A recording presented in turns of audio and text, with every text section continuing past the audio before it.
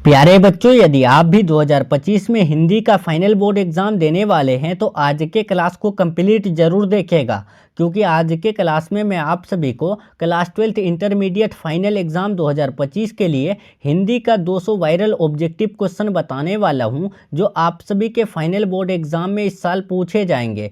Friends, आप कोई भी स्ट्रीम से हैं, साइंस, कॉमर्स, आर्ट्स, और आप हिंदी सब्जेक्ट रखे हैं और हिंदी का फाइनल बोर्ड एग्जाम 2025 में देने वाले हैं, तो आज के क्लास का ये 200 वायरल ऑब्जेक्टिव क्वेश्चन को जरूर याद कर लीजिएगा। ठीक है, आज के क्लास में जो 200 क्वेश्चन बताया जाएगा, श्योर है आपके फाइनल बोर्ड एग्जाम में सेम टू सेम देखने को मिलेगा। तो आप सभी जो है ना ध्यान से देखिएगा और याद कर लीजिएगा। ठीक है, और चैनल से नए जुड़ रहे हैं, चैनल को सब्सक्राइब कर लेंगे आप सभी, और बेल आइकन प्रेस कर लेंगे ताकि आप सभी को आने वाली क्लासेज का नोटिफिकेशन मिलते रहे। और वीडियो पसंद आए तो लाइक करके अपने दोस्तों में शेयर कर देंगे। ठीक है, तो चलिए फ्रेंड्स, फटाफट से हम लोग क्लास को शुरू करते हैं। ठीक है, देखिए आपके स्क्रीन में पहला नंबर क्वेश्चन आ चुका है। अब आप सभी क्या करेंगे, हर एक क्वेश्चन का आंसर जो है ना कमेंट बॉक्स में देते चलेंगे। ठीक है, देखिए पहला नंबर आपके स्क्रीन में आ चुका है। और हाँ प्यारे स्टूडेंट, अगर आप सभी गेस पीडीएफ नहीं लिए 100% लर्ने वाला objective, subjective, long question, short question, तो आप सभी इस नंबर में कॉल मैसेज करके ले सकते हैं। नंबर है 7366865888। ठीक है,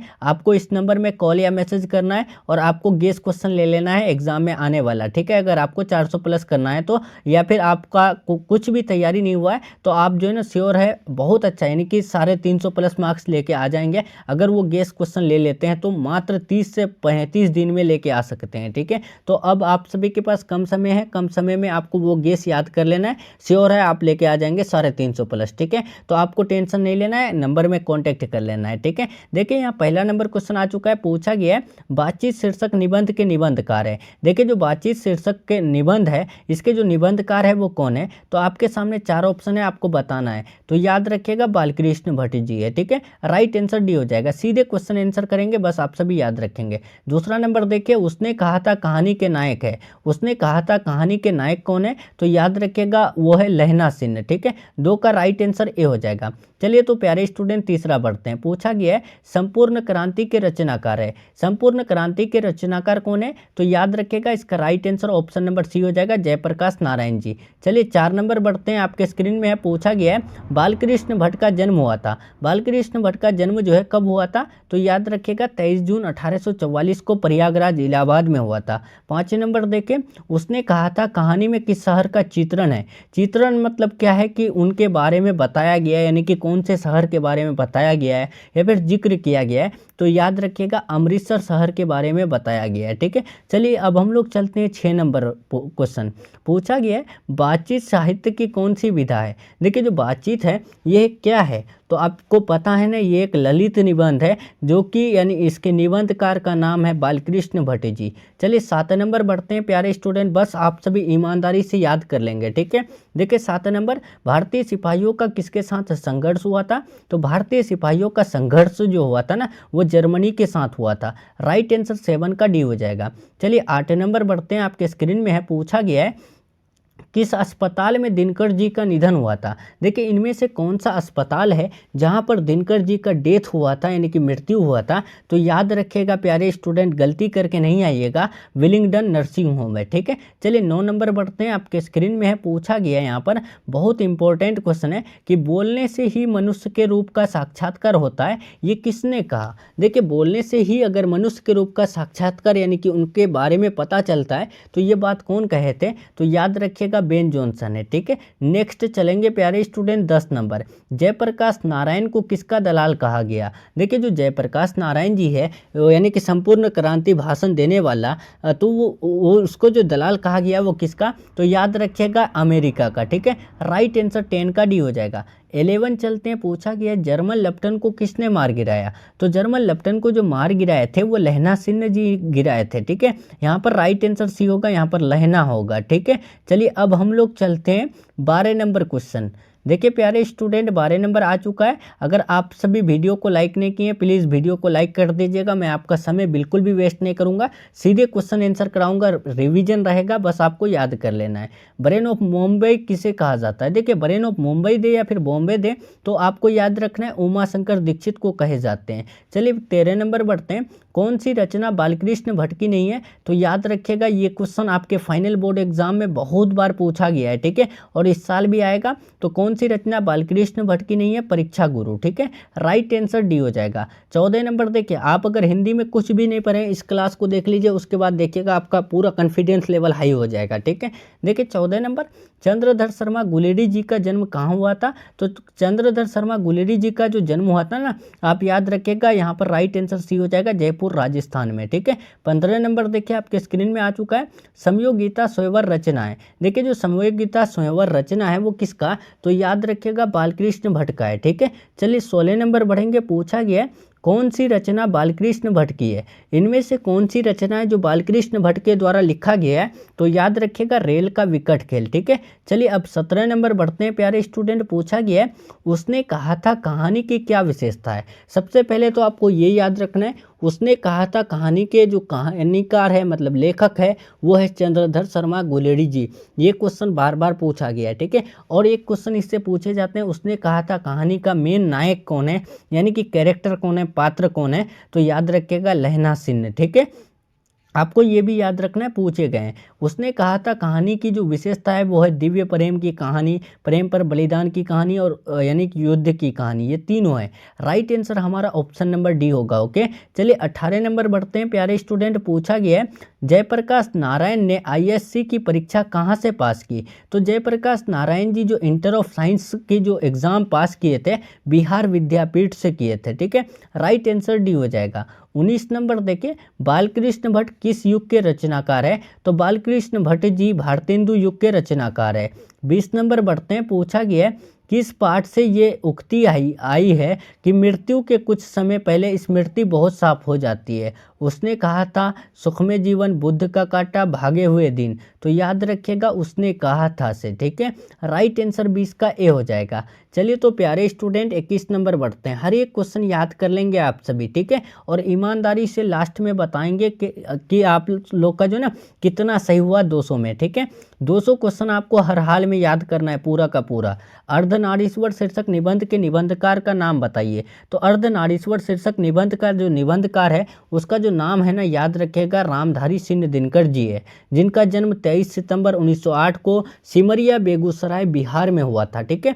चलिए 22 नंबर देखेंगे, रोज कहानी की नायिका कौन है? आपको रोज कहानी की नायिका का नाम बताना है। क्या मधुमालती, मालती, मालविका, माधवी? तो याद रखिएगा मालती है, ठीक है। मालती महेश्वर की पत्नी है। और एक इससे पूछे जाते हैं रोज कहानी के लेखक कौन है? तो वो है अज्ञे जी, ठीक है। आपको ये भी याद रखना है। चलिए 23 नंबर बढ़ते हैं। पूछा गया है भगत सिंह के माता पिता का नाम क्या है? देखिए प्यारे स्टूडेंट बहुत इंपॉर्टेंट क्वेश्चन है।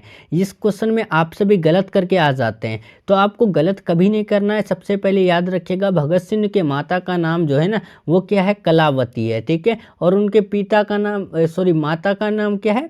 विद्यावती है, ठीक है। और पिता का नाम है सरदार किशन सिंह, ठीक है। तो 23 का राइट आंसर बी होगा, कलावती नहीं है। आप गलती नहीं कीजिएगा। भगत सिंह के माता का नाम विद्यावती और पिता का नाम सरदार किशन सिंह और उनके चाचा का नाम जो थे वो है अजीत सिंह, ठीक है। और कुलवीर सिंह और कलतार सिंह जो है ये इनके भाई थे, ठीक है, यानी कि भगत सिंह के भाई थे। चलिए 24 नंबर बढ़ेंगे। पूछा गया है जिस पुरुष में नारीत्व नहीं है वो क्या कहलाता है? तो याद रखिएगा वो अपूर्ण कहलाता है। राइट आंसर भी हो जाएगा। 25 में आ चुके हैं। पूछा गया है रोज इनमें से क्या है? देखिए रोज जो है वह क्या है? निबंध है, कहानी है, उपन्यास का अंश है, आलोचना का अंश है। तो याद रखिएगा रोज एक कहानी है और इसके कहानीकार कौन है? तो याद रखिएगा अज्ञे जी है, ठीक है। राइट आंसर यहाँ हमारा ऑप्शन नंबर बी बिल्कुल राइट हो जाएगा। 26 देखिए आपके स्क्रीन में है, रामधारी सिंह दिनकर का जन्म कहाँ हुआ था? देखिए प्यारे स्टूडेंट रामधारी सिंह दिनकर का जन्म मैंने आपको बताया ना कि सिमरिया बेगूसराय बिहार में हुआ था। और कब हुआ था प्यारे स्टूडेंट, तो आप याद रखिएगा, प्लीज़ भूलिएगा मत, 23 सितंबर 1908 को हुआ था। ठीक है, चलिए अब हम लोग 27 नंबर बढ़ते हैं। कोई दिक्कत है तो कमेंट में बताइएगा। नदी के द्वीप किसकी रचना है? उदय प्रकाश, अज्ञेय, मलयज या फिर मनु यानी मणि मधुकर। तो याद रखिएगा 27 का बी हो जाएगा, नदी के द्वीप अज्ञेय की रचना है। चलिए अब 28 नंबर बढ़ते हैं। पूछा गया है भगत सिंह को फांसी की सज़ा कब मिली थी? देखिए जो भगत सिंह को फांसी की सज़ा मिली थी वो कब, तो याद रखिएगा 23 मार्च 1931 को मिली थी। ठीक है, राइट आंसर सी हो जाएगा। 29 नंबर देखिए, अज्ञे किस वाद से संबंधित है? छायावाद, प्रयोगवाद, रहस्यवाद, स्वच्छंदवाद। तो याद रखिएगा अज्ञे जो संबंधित है ना, याद रखना है प्रयोगवाद से जुड़ा हुआ है। ठीक है, चलिए 30 नंबर बढ़ते हैं प्यारे स्टूडेंट। पूछा गया है, देखिए बहुत इंपॉर्टेंट क्वेश्चन है कि दिनकर को किस काव्य पुस्तक पर भारतीय ज्ञानपीठ पुरस्कार मिला? देखिए दिनकर जी को जो भारतीय ज्ञानपीठ पुरस्कार मिला था यानी कि इनाम मिला था, तो वो कौन से काव्य किताब पर? हुंकार पर, रश्मिरथी पर, कुरुक्षेत्र पर, उर्वशी पर। तो याद रखिएगा 30 का राइट आंसर डी हो जाएगा, उर्वशी पर। ठीक है, राइट आंसर डी हो जाएगा। चलिए तो 31 बढ़ते हैं। पूछा गया है किस पाठ में आया है, दोपहर में उस सोने आंगन में पैर रखते ही मुझे ऐसा जान पड़ा मानो उस पर किसी शाम की छाया मंडरा रही हो। ये जो है ये पंक्ति ये कौन से पाठ से आया है? तो याद रखिएगा 31 का ए हो जाएगा, रोज से। ठीक है, चलिए 32 नंबर बढ़ते हैं प्यारे स्टूडेंट। अज्ञे की माँ का नाम क्या था? शीला देवी, वयंती देवी, राधा देवी, शकुंतला देवी। आप लोग जो है ना यहाँ पर कमेंट बॉक्स में आंसर देते चलिए। ठीक है, तो अज्ञे की माँ का नाम आपको पता है ना, वयंती देवी है। ठीक है, राइट आंसर 32 का भी हो जाएगा। 33 देखिए आपके स्क्रीन में है, हास्य पद शब्द के प्रत्यय को बताएं। यहाँ पर आप व्याकरण में आ चुके हैं, अब इसका प्रत्यय बताना है।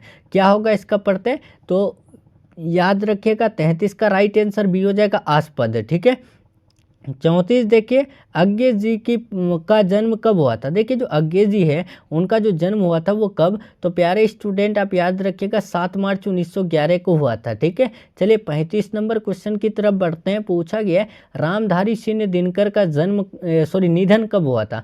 अब यहाँ पर निधन बताना है। जन्म आपको पता है ना 23 सितंबर 1908 को हुआ था। अब लेकिन यहाँ पर निधन पूछ दिया है तो गलती नहीं करना है, 24 अप्रैल 1974 को हुआ था। ठीक है, चलिए 36 देखते हैं। 36 आपके स्क्रीन में पूछा गया किस पाठ में आया है 3 बज गए, 4 बज गए, 11 बज गए। तो आपको पता है 3 बज गए, 4 बज गए, 11 बजे, ये जो 11 बज गए, ये जो यानी पंक्ति है ये किससे आया है? रोज कहानी से आया है। ठीक है, right answer option number D हो जाएगा। देखिए यहाँ पर 37 नंबर, अज्ञे जी का जन्म कहाँ हुआ था? देखिए जो अज्ञे जी का जन्म हुआ था वो कहाँ? इटारसी मध्य प्रदेश, सिमरिया बेगूसराय बिहार, लम्ही वाराणसी उत्तर प्रदेश, कुशीनगर उत्तर प्रदेश। तो 37 का राइट आंसर डी हो जाएगा, कुशीनगर उत्तर प्रदेश में अज्ञे जी का जन्म हुआ था। ठीक है, चलिए अब 38 नंबर देखते हैं, बंदी जीवन किसकी कीर्ति है? देखिए जो बंदी जीवन कीर्ति है तो वो किसकी है? आपको यहाँ पर 4 ऑप्शन दिया हुआ है, बताएंगे। तो चलिए प्यारे स्टूडेंट, उम्मीद है आपको पता है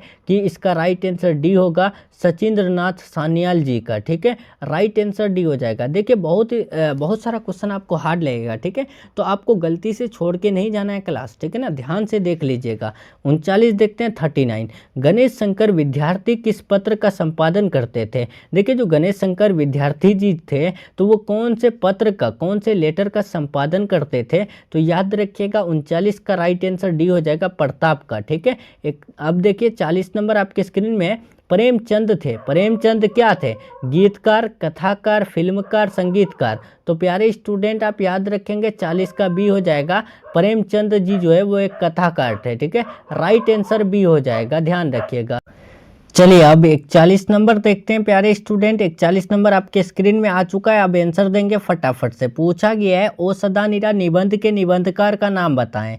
आपको बताना है जो ओसदानिरा है वो उसके जो निबंधकार है वो कौन है? तो आप याद रखिएगा 41 का राइट आंसर ऑप्शन नंबर जो है ना ए हो जाएगा, जगदीश चंद्र माथुर जी। ठीक है, चलिए 42 नंबर बढ़ते हैं, आपके स्क्रीन में है, देखिए पूछा गया है कौन कहता है मैं इसकी लाश लेकर चील और कौवे को आगे डाल दूंगा। बताना है इनमें से कौन कहता है कि मैं इसकी लाश लेकर के यानी कि चील और कौवे के आगे डाल दूंगा। तो याद रखिएगा यहाँ पर 42 का राइट आंसर बी हो जाएगा, सिपाही। ठीक है, चलिए 43 नंबर, यानी बाज के दाढ़ में आदमी का खून लग चुका है, ये किस कविता की पंक्ति है। ये जो पंक्ति है कि ये बाज के दाढ़ में आदमी का खून लग चुका है, ये कौन से कविता की पंक्ति है। तो 43 का राइट आंसर डी हो जाएगा, तब तो यही था। ठीक है, इसी कविता का पंक्ति है। देखिए 44 नंबर, यानी जगदीश चंद्र माथुर जी का जन्म कहाँ हुआ था। देखिए जो माथुर जी का जन्म हुआ था वो कहाँ पे हुआ था।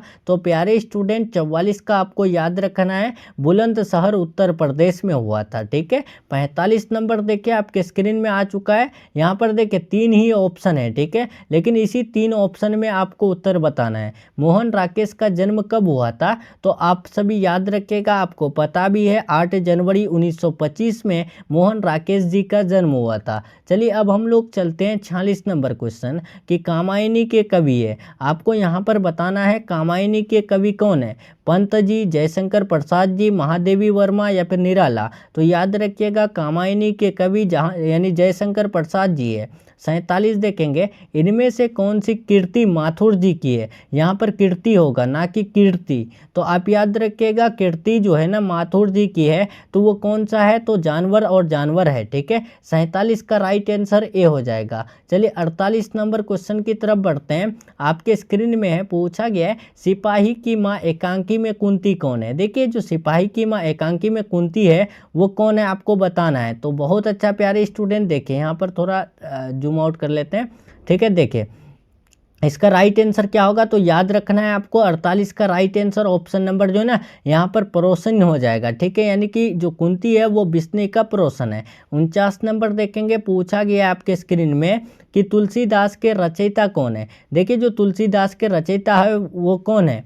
क्या तुलसीदास है, मैथिली शरण गुप्त है, सुमित्रानंद पंत है या फिर जो है सूर्यकांत त्रिपाठी निराला है। तो तुलसीदास के रचयिता की बात करें तो 49 का राइट आंसर डी हो जाएगा, सूर्यकांत त्रिपाठी निराला। देखिए 50 नंबर आपके स्क्रीन में आ चुका है कि शिक्षा का उद्देश्य ये होगा कि बच्चे ऐसे पुरुष और महिलाओं के संपर्क में आए जो सुसंस्कृत हो और चरित्र जिनका जो है निष्कलुष हो। ये किसने कहा। तो आप याद रखिएगा 50 का right answer option number B हो जाएगा, महात्मा गांधी जी ने कहे थे। ठीक है, 51 नंबर देखिए पूछा गया है कौन सी कृति नामवर चिन्ह की है। इनमें से कौन सी कृति है जो नामवर चिन्ह की है, आपको बताना है। यहाँ पर बताइए क्या होगा। तो याद रखिएगा 51 का राइट आंसर बी हो जाएगा, जो पृथ्वी रासों की भाषा है ये नामवर चिन्ह की किताब है। ठीक है, चलिए अब 52 नंबर देखेंगे, नामवर चिन्ह के माता पिता का नाम बताएं। देखिए यहाँ पर नामवर चिन्ह के माता पिता का नाम क्या है। तो याद रखिएगा 52 का राइट आंसर डी हो जाएगा,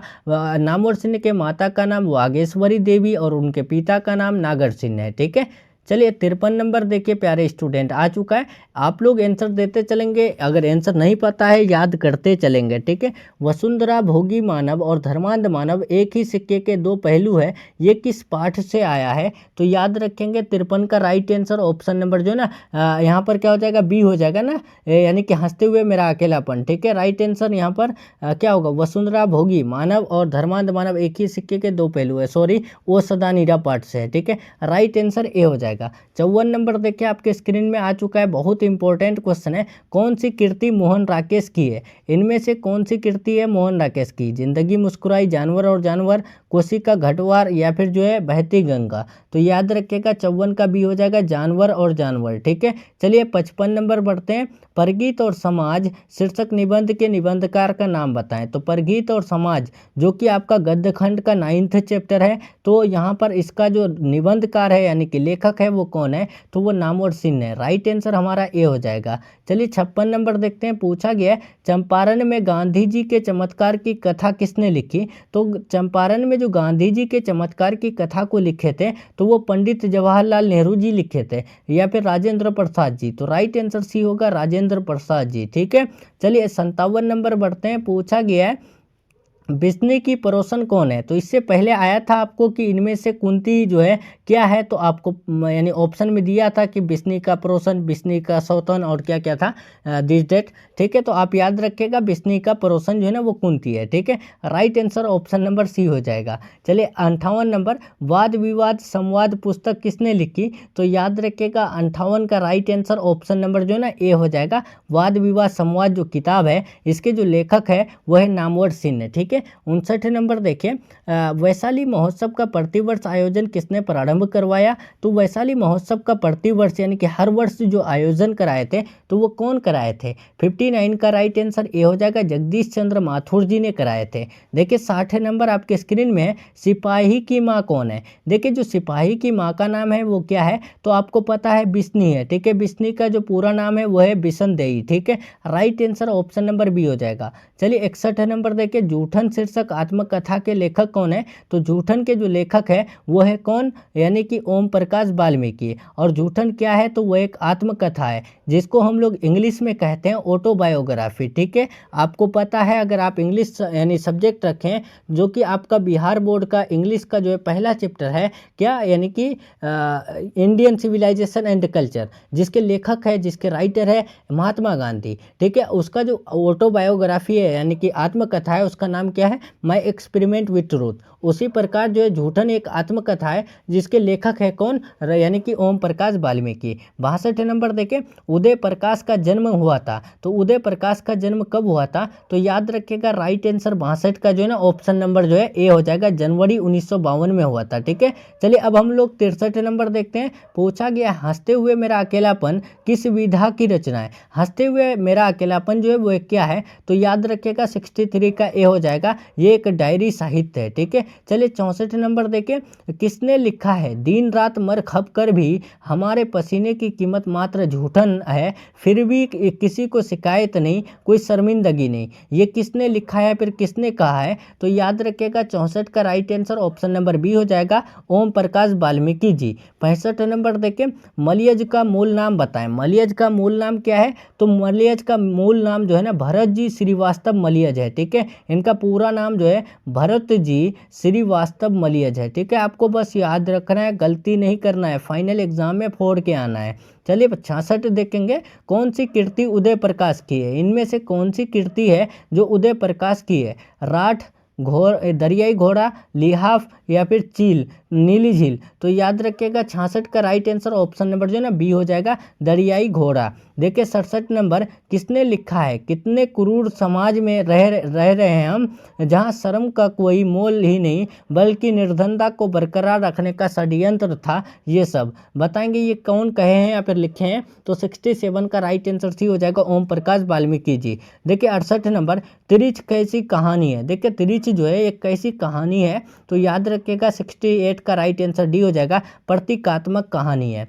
69 नंबर देखिए, मलयज का जन्म कहाँ हुआ था? मलयज का आपको जन्म बताना है, कहाँ पर हुआ था? तो बहुत अच्छा प्यारे स्टूडेंट, आपको याद रखना है, गलती नहीं करना है, एकदम एग्जाम में फोर के आना है। महुई आजमगढ़ उत्तर प्रदेश में हुआ था मलयज का जन्म। 70 देखिए, पिताजी की मृत्यु कैसे होती है? पिताजी की जो मृत्यु यानी कि डेथ होती है ये जो है कैसे होती है? तो 70 का राइट आंसर डी हो जाएगा, मानसिक सदमे और अधिकतम रक्तस्राव से। 71 नंबर देखिए, पूछा गया यहाँ पर देखिए पिताजी की मृत्यु कैसे होती है, सॉरी यहाँ पर देखिए त्रिच के काटने से। 70 का ए होगा राइट आंसर, ध्यान रखिएगा, याद रखिएगा, गलती नहीं कीजिएगा।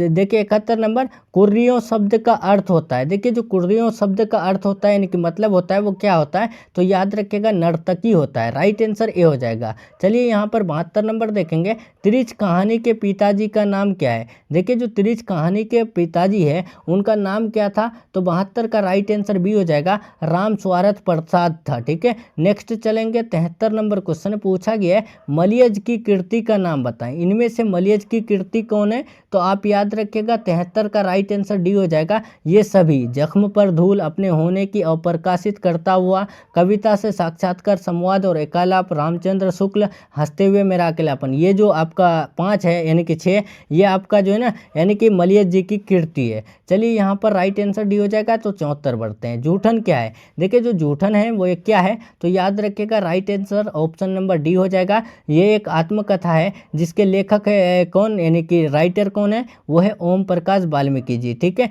चलिए अब हम लोग चलते हैं 75 नंबर। अरेबा परेबा उदय प्रकाश की कैसी कीर्ति है। देखिए यानी कि अरेबा परेबा जो है उदय प्रकाश की जो कीर्ति है वो कैसी, तो याद रखिएगा कहानी संग्रह कीर्ति है। ठीक है, चलिए 76 नंबर 76 देखते हैं। पूछा गया है किसने लिखा है, एक कलाकार के लिए यह निहायत जरूरी है कि उसमें आग हो और वह खुद ठंडा हो। तो याद रखिएगा 76 का राइट आंसर ए हो जाएगा, ये मलियत जी लिखे हैं। ठीक है, 77 नंबर देखते हैं। पूछा गया है तिरिच कहानी की केंद्रीय घटना का संबंध किससे है। हर एक क्वेश्चन याद कर लीजिएगा। ठीक है, मैं आपको सीधे क्वेश्चन आंसर बता रहा हूँ, समय बिल्कुल भी वेस्ट नहीं कर रहा हूँ। ठीक है, तो आप लोग को बस क्या करना है, याद कर लेना है, चाहे तो 2 से 3 बार देख लेना है। ठीक है, ये सब क्वेश्चन बहुत इंपॉर्टेंट क्वेश्चन है।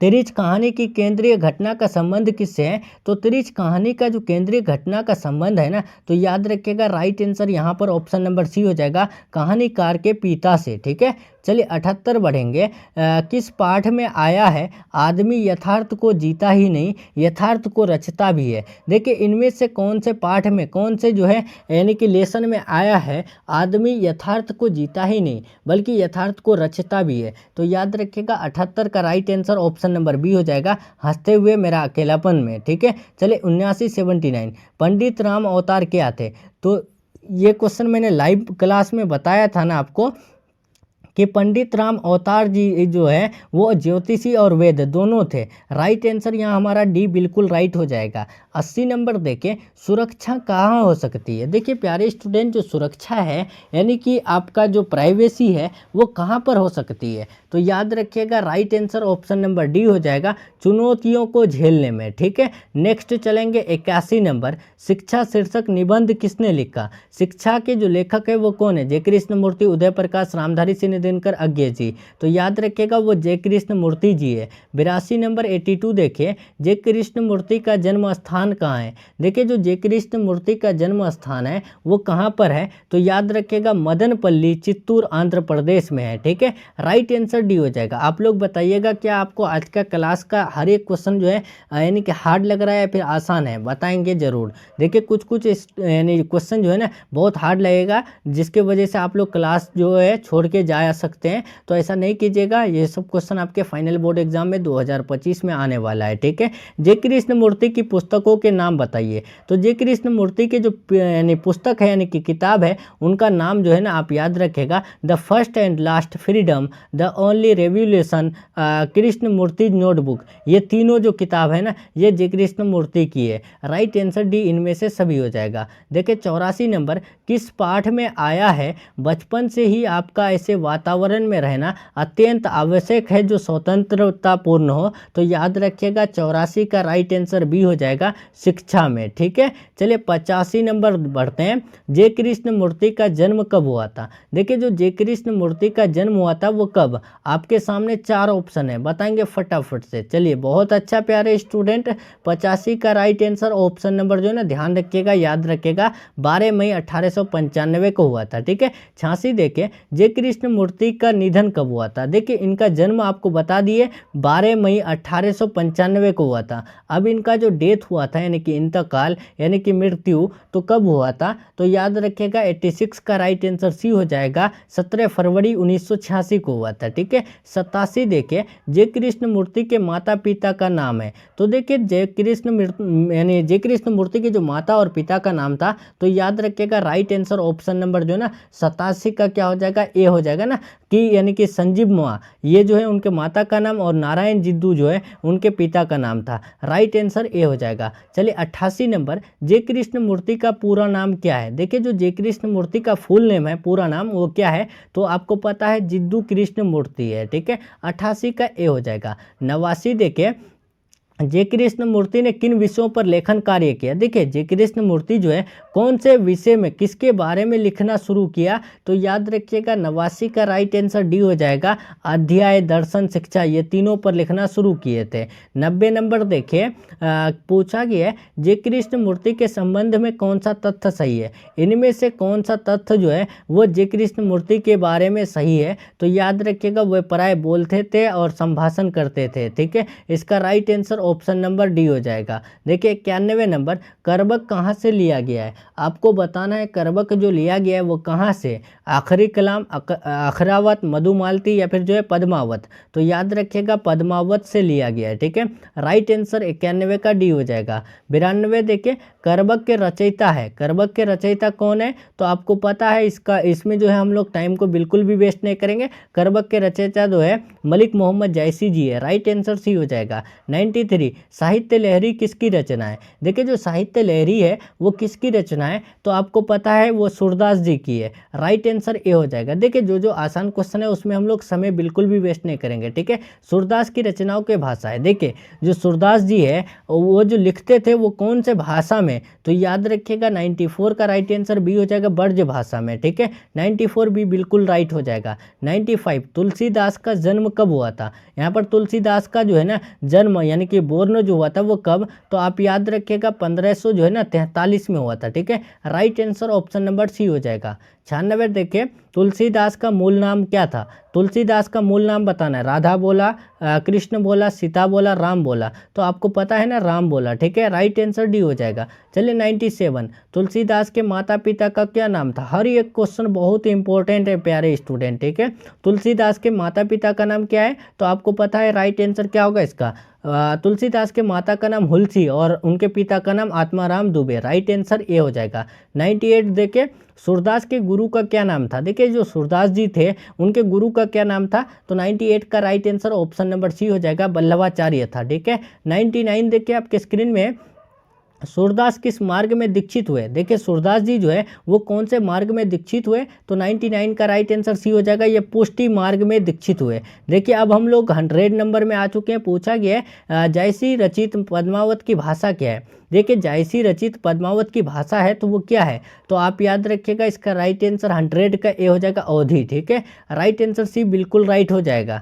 चलिए तो अब हम लोग 101 नंबर बढ़ते हैं। 100 नंबर हम लोग का कंप्लीट हो गया, ठीक है। अब 101 में आ चुके हैं, तो अब आप सभी क्या करेंगे, एक बार वीडियो को लाइक करके अपने दोस्तों में जो है ना शेयर कर देंगे, ठीक है। यहाँ पर जो है आपका 100 कंप्लीट करा दिया, अब 101 से शुरू करने वाले हैं, तो आप लोग एक बार शेयर करने की कोशिश जरूर करेंगे, ठीक है। तो यहाँ पर देखिए आपके स्क्रीन में पहला क्वेश्चन आ चुका है, बताएंगे 100 हमारा यहाँ कंप्लीट हो गया ना। अब देखिए 101, तो यहाँ पूछा गया भूषण ने मुख्यतः किस भाषा में रचना की है, तो भूषण ने जो है ना आपको याद रखना है राइट आंसर बी हो जाएगा, ब्रज भाषा में, ठीक है। राइट आंसर बी बिल्कुल राइट हो जाएगा। 102 देखिए, मिठास शब्द कौन सा संज्ञा है। देखिए जो मिठास है, अब इधर आपका व्याकरण से ज़्यादा क्वेश्चन रहेगा, ठीक है। उधर आपका 2-4 क्वेश्चन था व्याकरण से, लेकिन आपका इधर थोड़ा हार्ड और क्वेश्चन रहने वाला है, ठीक है। तो आपको भागना नहीं है, ठीक है। क्लास छोड़ के 200 क्वेश्चन वायरल क्वेश्चन होगा, इस साल के लिए इंपॉर्टेंट होगा, और आपके फाइनल बोर्ड एग्जाम में 30 से 40 क्वेश्चन देखने को मिलेगा, ठीक है। तो श्योर है, याद कर लीजिए। देखिए मिठास शब्द कौन सा संज्ञा है, तो मिठास जो है ना आप याद रखिएगा भाववाचक में आता है, ठीक है। Right answer option number B हो जाएगा। चलिए अब यहाँ पर 103, तुम क्या कर रहे हो कौन सा सर्वनाम है। तो प्यारे स्टूडेंट मैंने आपको बताया था कि जब भी क्वेश्चन मार्क दिखे और जब भी आपको कोई सवाल दिखे तो वो हमेशा जो है ना प्रश्नवाचक सर्वनाम में आता है। राइट आंसर 103 का ए हो जाएगा। 104, वह शब्द क्या है। देखिए जो वह शब्द है वो क्या है, संज्ञा, सर्वनाम, विशेषण, क्रिया। तो आपको पता है संज्ञा के बदले में प्रयुक्त किया जाने वाला शब्द क्या कहलाता है, सर्वनाम कहलाता है। देखिए संज्ञा में अगर मान के चलिए राम, और राम के जगह में आप जो है ना अगर मान के चलिए बोलेंगे राम जो है खेल रहा है, ठीक है। अब उसके बाद वहाँ पे बोलिएगा वह जो है अच्छा रन मारता है, या फिर आप बोलिएगा वह क्रिकेट खेलता है, तो वह जो यूज़ किए या प्रयोग किए तो वो किस में आ जाएगा, यानी कि राम के बदले में प्रयुक्त वह किए ना, तो वो यानी कि राम संज्ञा हो गया। तो संज्ञा के बदले में अगर जो आप वह यूज़ कर रहे हैं तो वो सर्वनाम हो जाएगा, ठीक है। तो यहाँ पर राइट आंसर भी सर्वनाम हो जाएगा, ठीक है। ध्यान रखिएगा, याद रखिएगा। चलिए 105 नंबर, स्वागत का संधि विच्छेद होगा। स्वागत का संधि विच्छेद क्या होगा, तो याद रखिएगा सु प्लस आगत होगा, ठीक है। 105 का ए हो जाएगा। देखिए 106, जगन्नाथ का संधि विच्छेद होगा। जगन्नाथ का संधि विच्छेद क्या होता है? तो जगत हेलंत प्लस नाथ होता है, ठीक है। राइट आंसर 106 का बी बिल्कुल राइट हो जाएगा। 107 देखिए, कौन सी कीर्ति भूषण की है? इनमें से कौन सी कीर्ति है जो भूषण जी की है? तो राइट आंसर यहाँ पर ऑप्शन नंबर जो है ना बी हो जाएगा, शिवा बापनी, ठीक है। 108 नंबर देखिए, पूछा गया है कौन सा शब्द समूहवाचक शब्द है? देखिए इनमें से कौन सा शब्द है जो समूहवाचक शब्द है? क्या सोना, चांदी, पानी, गुच्छा। तो आपको पता है सोना को हम लोग माप भी सकते हैं, तौल भी सकते हैं, ठीक है, लेकिन गिन नहीं सकते हैं। तो ये किस में आएगा? द्रव्यवाचक में। चांदी भी उसी प्रकार और पानी भी जो है द्रव्यवाचक में ही आता है, ठीक है। तो अब यहाँ पर समूह में कौन आ जाएगा? गुच्छा। गुच्छा जो है समूह में रहता है, समूहवाचक में आएगा। 109, प्रेम की पीर के कवि कौन है? तो याद रखिएगा मलिक मोहम्मद जायसी जी है, ठीक है। 110 देखिए, बरवे रामायण किन की रचना है? देखिए जो बरवे रामायण है ये किन की रचना है? फटाफट बताइए। चलिए बहुत अच्छा, याद रखिएगा। इसका राइट आंसर ऑप्शन नंबर जो है ना यानी सी हो जाएगा, तुलसीदास जी का। चलिए अब यहाँ पर 111 नंबर बढ़ते हैं। यहाँ पर पूछा गया है अर्धनारीश्वर शीर्षक पाठ के लेखक कौन है? तो अर्धनारीश्वर के जो लेखक है वो कौन है? तो आपको पता है रामधारी सिंह दिनकर जी है, जिनका जन्म जो है 23 सितंबर 1908 को हुआ था, सिमरिया बेगूसराय बिहार में, ठीक है। तो आप ये भी याद रखिएगा, गलती एकदम बिल्कुल भी नहीं करना है, 4 के आना है एग्जाम। 112 देखे, शिक्षा शीर्षक संभाषण के वक्ता कौन है? शिक्षा के वक्ता कौन है? शिक्षा के लेखक कौन है? जे कृष्णमूर्ति जी है। चलिए अब यहाँ पर 113 देखे, मलयज का मूल नाम क्या है? तो मलयज का मूल नाम या फिर पूरा नाम जो है ना भरत जी श्रीवास्तव मलयज जी है।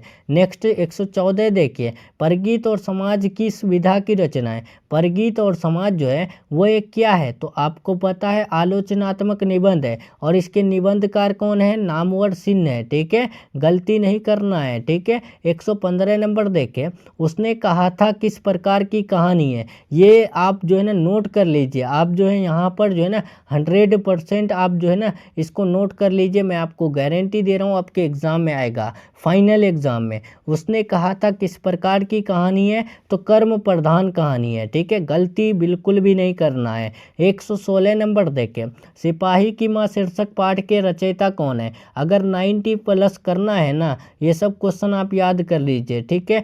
सिपाही की माँ शीर्षक पाठ के रचयिता कौन है? तो मोहन राकेश जी है। देखिए 117 नंबर, ओम प्रकाश वाल्मीकि के माता पिता का नाम क्या है? ओम प्रकाश वाल्मीकि के माता पिता का नाम, तो ओम प्रकाश वाल्मीकि के माता का नाम मुकुंदी देवी, पिता का नाम छोटन लाल। राइट आंसर हमारा ऑप्शन नंबर ए, ओके। चलिए 118 नंबर, भगत सिंह का जन्म कब हुआ था? तो भगत सिंह का जन्म यहाँ पर चारों ऑप्शन में से आपको बताना है। तो मैं आपको गारंटी दे रहा हूँ आप लोग जो है ना इस क्वेश्चन का आंसर गलत लिखेंगे, यानी कि गलत आंसर देंगे, 100% श्योर है। क्यों देंगे गलत? क्योंकि यहाँ पर ऑप्शन ही नहीं है, ठीक है। क्यों नहीं है? देखिए ऑप्शन में गलत है, इसीलिए अब मैं यहाँ पर बता दूं, क्लियर कर दूं, भगत सिंह का जन्म जो है ना 28 सितंबर 1907 को हुआ था। यहाँ पर 7 लिखते लिखते 60 हो गया था, ठीक है।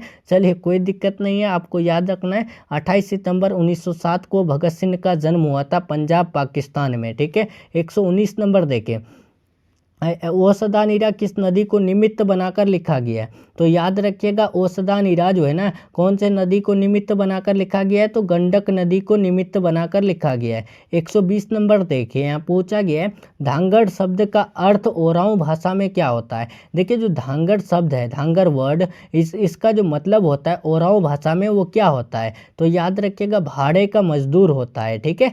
121 नंबर, चंपारण में गांधी जी के चमत्कार की कथा किसने लिखी? तो चंपारण में गांधी जी के चमत्कार की कथा को जो लिखे थे तो वो राजेंद्र प्रसाद जी लिखे थे।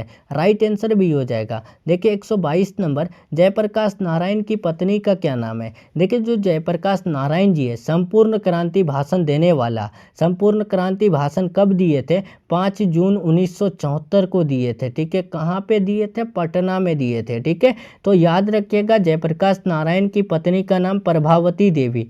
देखिए 123 नंबर, करबक कविता किसने लिखा है, फिर उनके कवि कौन है? तो करबक के कवि है मलिक मोहम्मद जायसी जी। 124 देखें, सूरदास किस भाषा के कवि है? सूरदास जी जो है वो कौन से भाषा के कवि है? तो याद रखिएगा ब्रज भाषा के कवि है। 125 देखें, छत्रसाल दशक के रचनाकार कौन है?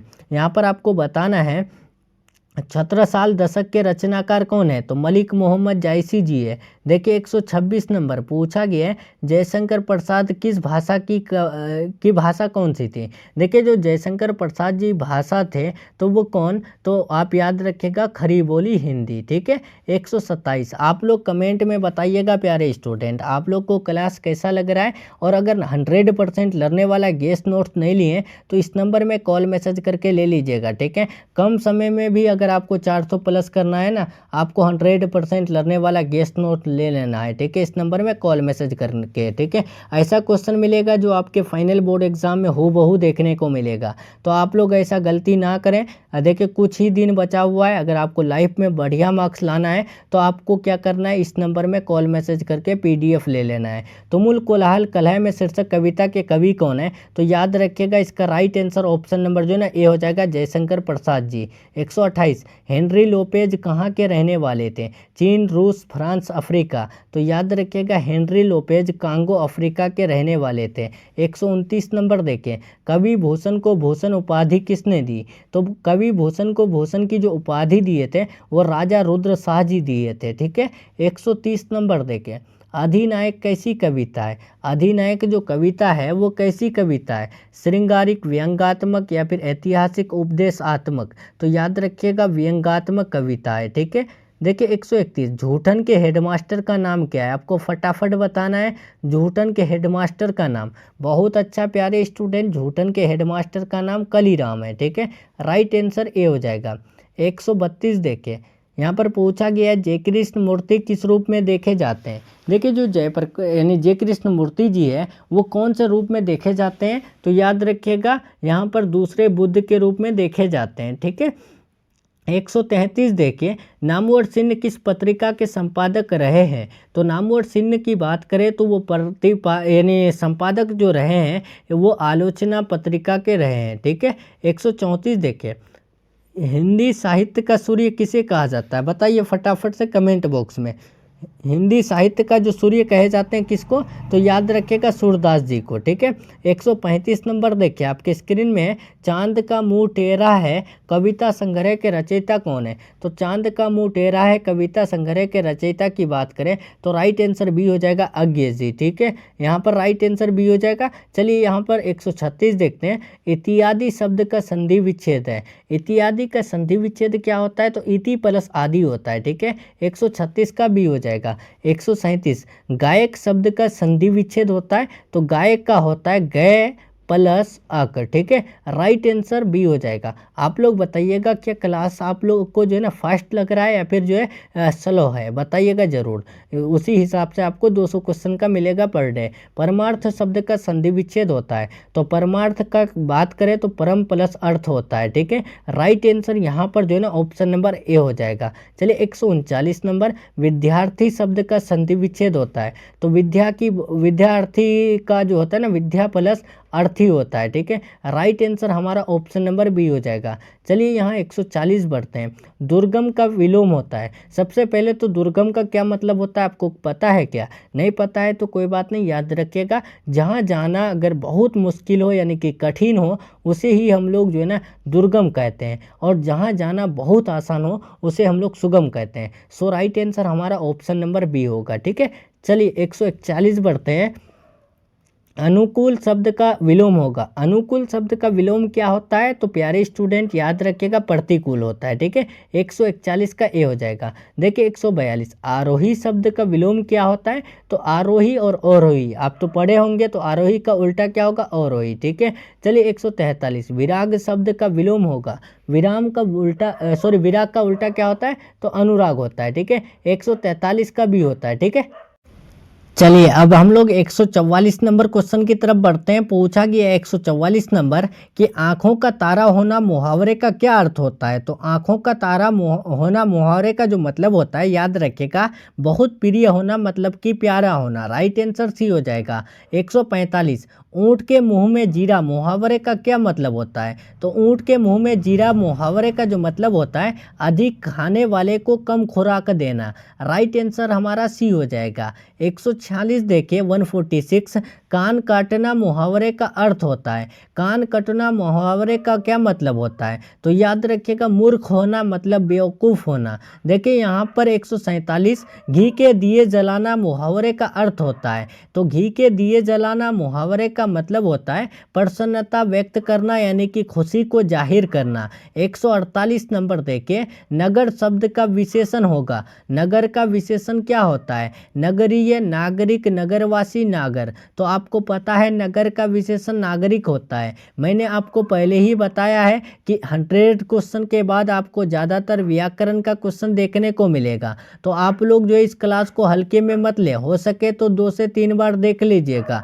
रंग शब्द का विशेषण होगा। रंग का विशेषण क्या होता है? रंगीन होता है। राइट आंसर सी हो जाएगा। 150 नंबर देखें, पत्थर शब्द का विशेषण होगा। पत्थर का विशेषण क्या होता है बताइए फटाफट से। तो बहुत अच्छा प्यारे स्टूडेंट, पत्थर का होता है पथरीला। ठीक है, चलिए 151 नंबर देखते हैं। पूछा गया है भारत शब्द का विशेषण होगा। भारत का विशेषण क्या होता है? भारतीय, भारतीय, भारतीय, अभारत। तो याद रखिएगा भारतीय होता है। 151 का ए होता है। देखिए ए होगा। ठीक है, 152 देखिए, जीव जंतु कौन सा समास है? देखिए जीव जंतु जो है ये कौन से समास में आएगा? तत्पुरुष, बहुव्रीहि, अवयवी भाव समास या फिर द्विंदु। तो याद रखिएगा जीव जंतु जो है वो बहुव्रीहि समास में आएगा।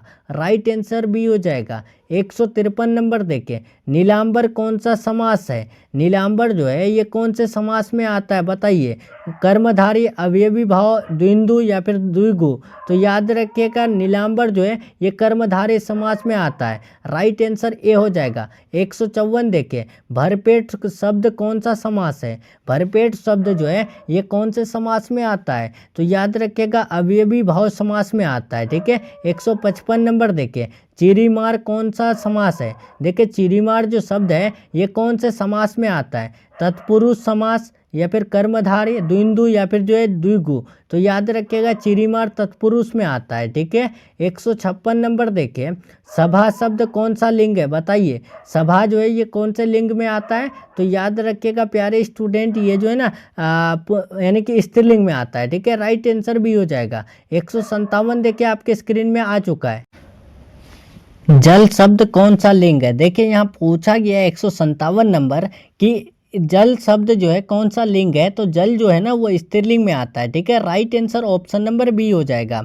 देखिए 158 नंबर आपके स्क्रीन में है, दल शब्द कौन सा लिंग है? देखिए अब यहाँ दल पूछ दिया है, इससे पहले जल था। जल जो है वो स्त्रीलिंग है, लेकिन दल अब कौन सा हो जाएगा? तो याद रखिएगा पुल्लिंग हो जाएगा। ठीक है, 159 नंबर देखिए, रुमाल शब्द कौन सा लिंग है? तो रुमाल की बात करें तो ये पुल्लिंग में आता है। ठीक है, राइट आंसर ए हो जाएगा। देखिए स्त्रीलिंग पुल्लिंग से आपको टोटल 3 से 4 मार्क्स पूछे जाएंगे।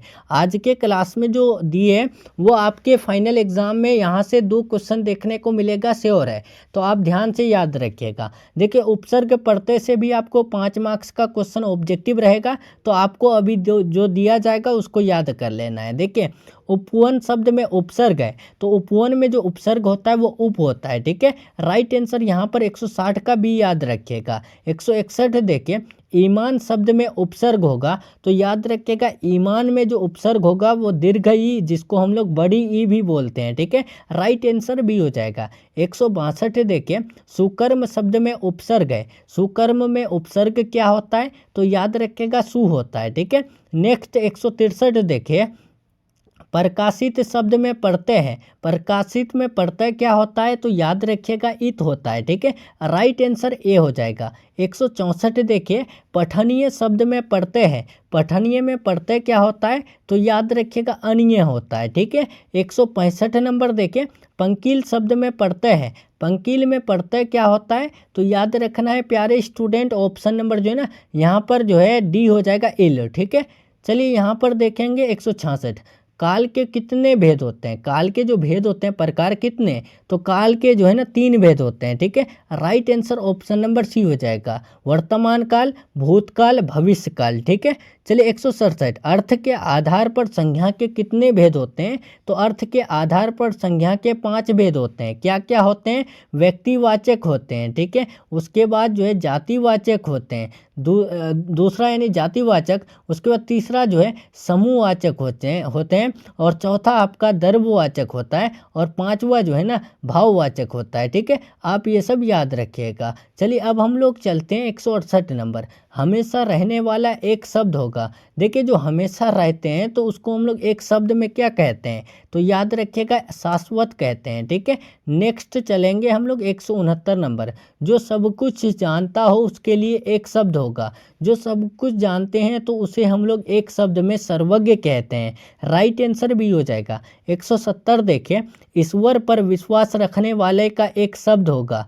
ईश्वर पर विश्वास रखने वाले के लिए एक शब्द क्या होता है, तो याद रखिएगा आस्तिक होता है। ठीक है, राइट आंसर भी हो जाएगा। 171 देखिए, किस क्रिया का अपना अर्थ नहीं होता है। देखिए इनमें से कौन सा क्रिया है जिसका कोई मतलब नहीं होता, कोई मीनिंग नहीं होता है, तो याद रखिएगा अकर्मक क्रिया का। ठीक है, राइट आंसर भी हो जाएगा। 172 देखिए, यहाँ पूछा गया है क्रिया या धातु के अंत में जो प्रत्यय लगाकर क्रिया बनाती है उसे हम लोग क्या कहते हैं, तो उसे हम लोग कृदंत क्रिया कहते हैं। ठीक है, 173 देखिए, पुरस्कार शब्द का विलोम है। पुरस्कार का उल्टा क्या होता है, तो याद रखिएगा दंड होता है। ठीक है, 174 नंबर बढ़ते हैं। प्यारे स्टूडेंट, पूछा गया है हर एक शब्द का प्रयोग होता है। हर एक शब्द क्या है, एक वचन बहुवचन दोनों, इनमें से कोई नहीं, तो याद रखिएगा एक वचन है। ठीक है, चलिए 175 नंबर देखते हैं। दक्षिण शब्द कौन सी संज्ञा है। दक्षिण जो शब्द है ये कौन सी संज्ञा में आता है,